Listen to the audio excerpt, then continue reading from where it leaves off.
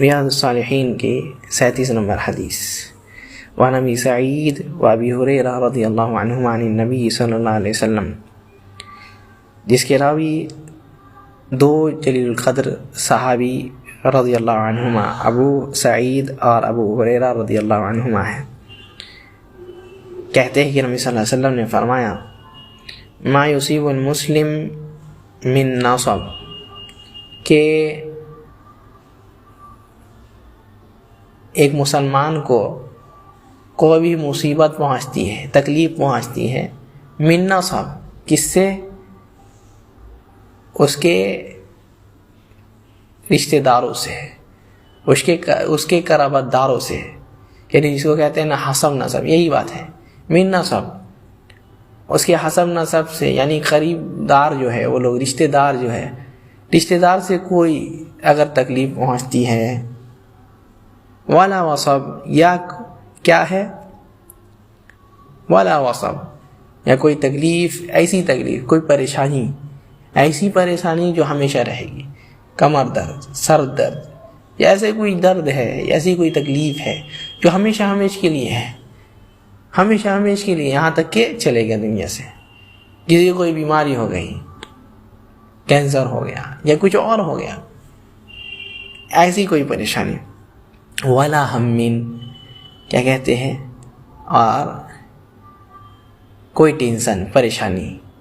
اور کس چیز کی پریشانی، کس چیز کا ٹینشن، کس چیز کا خیال بھائی، ہم کہتے ہیں فیوچر کا لے کر کے ٹینشن ہے، فیوچر کا لے کر کے جو ہے سوچ میں پڑا ہوا ہے، اس سے کوئی تکلیف ہوتی ہے، یا ولا حزن، کیا ہے،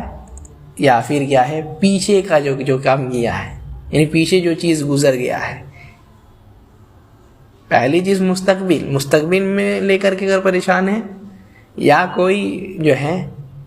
جو ماضی ہے، پیچھے چلے گیا، جو وقت گزر گیا، اس کے کسی چیز سے پریشان ہے، ولا اذا، یا کیا ہے، کوئی اس کو تکلیف ہوئی ہے، یعنی کسی چیز بھی تکلیف،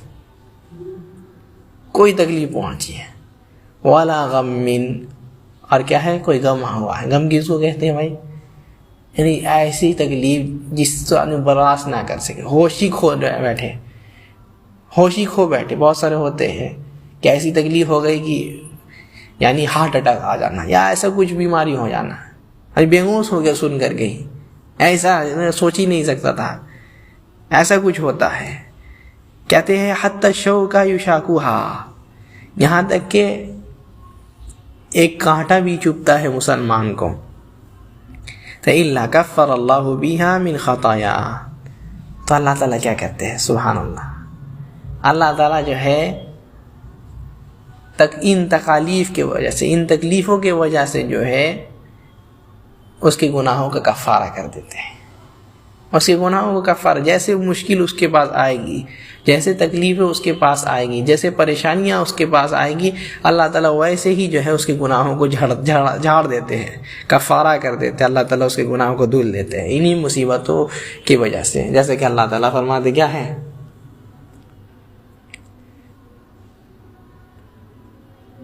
ما اصابکم من مصیبت فبما کسبت ایدیکم ویعفو عن کثیر،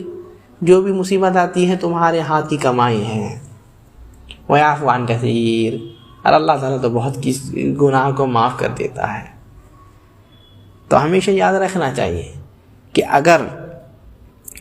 کوئی رشتہ داری کی طرف سے پریشانی ہو رہی، رشتہ دار لوگ پریشان کر رہے ہیں، تب بھی اللہ تعالیٰ جو ہے گناہوں کو جھاڑ دیتے ہیں، معاف کر دیتے ہیں۔ اگر کوئی بیماری ہو چکی ہے، ایسی بیماری جو ہمیشہ رہنے والی ہے، اللہ تعالیٰ اس سے گناہوں کو جھاڑ دیتے ہیں۔ مستقبل، فیوچر کو لے کر کے کوئی ٹینشن ہے، اللہ تعالیٰ اس کے وجہ سے بھی جو ہے گناہ کو جھاڑ دیتے ہیں۔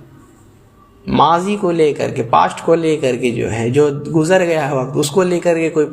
ٹینشن ہے، پریشانی ہے، اللہ تعالیٰ اس کے وجہ سے بھی گناہوں کو دھل دیتے ہیں، جھاڑ دیتے ہیں۔ یا کوئی بھی تکلیف ہے، یا کوئی غم ہے، کچھ بھی ہے، یہاں تک کہ ایک مسلمان کو کانٹا بھی چبھ جائے تو اللہ تعالیٰ جو ہے اس کی وجہ سے گناہ جھاڑ دیتے۔ لیکن کیا ہونا چاہیے جی، کیا ہونا چاہیے؟ ایک چیز ہونی چاہیے، صبر. اسی وجہ سے حدیث لاتے ہیں صبر ہونا چاہیے. صبر ہے، اگر آپ صبر کرتے ہیں نہیں کہ کچھ چھپ گیا یا پھر آپ کا جو ہے رشتہ دار پریشان کرتا گالی دے دی، نہیں، صبر کرنا. کسی اور چیز کی وجہ سے کوئی اور پریشانی ہو گئی، یہ کہ آپ کو کوئی بیماری ہو گئی تو بیماری کو گالی دے دیں یا پھر کچھ اور کرنے لگے، نافرمانی کرنے لگے، نہیں، صبر کرنا. صبر کیجئے، اللہ تعالیٰ جو ہے کیا ہے آپ کے ان صبر کرنے کی وجہ سے ان تکلیفوں کو بھی جو ہے اللہ تعالیٰ آپ کا کفارہ بنا دے گا. اللہ اعلم.